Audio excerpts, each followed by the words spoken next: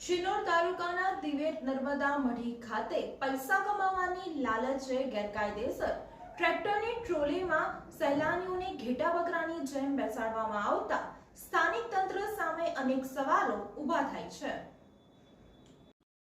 શિનોર તાલુકાના દિવેટ નર્મદા મઢી છેલ્લા 4 વર્ષ ઉપરાંતના સમયથી સહેલાણીઓનું નહાવા માટેનું સૌથી મનગમતું સ્થળ બની રહ્યું છે, જેને લઈને હાલમાં દરરોજ હજારોની સંખ્યામાં ભરૂચ, રાજપીપળા, વડોદરા સહિતના જિલ્લાઓમાંથી સહેલાણીઓ પોતાના પરિવાર સાથે નહાવાની મજા માણવા આવે છે, કારણ કે નર્મદા મઢી નાના બાળકોથી લઈને વડીલો માટેનું સૌથી સુરક્ષિત જગ્યા પૈકીનું એક છે।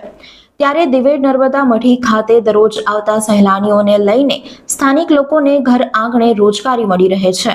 તેવામાં નર્મદા મઢી ખાતે કેટલાક લોકો વધુ પૈસા કમાવાની લાલચમાં ટ્રેક્ટરની ટ્રોલીમાં ઘેટા બકરાની જેમ સહેલાણીઓને બેસાડી જીવને જોખમમાં મૂકી રહ્યા છે।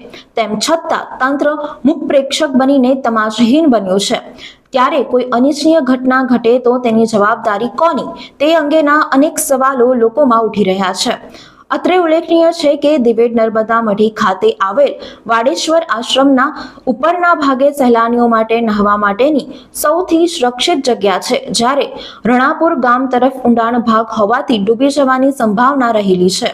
ત્યારે તંત્ર દ્વારા નર્મદા નદીના કિનારે સૂચના દર્શાવતા બોર્ડ લગાવવામાં આવે તેવી સ્થાનિક રહીશો અને સહેલાણીઓમાં માંગ ઉઠવા પામી છે।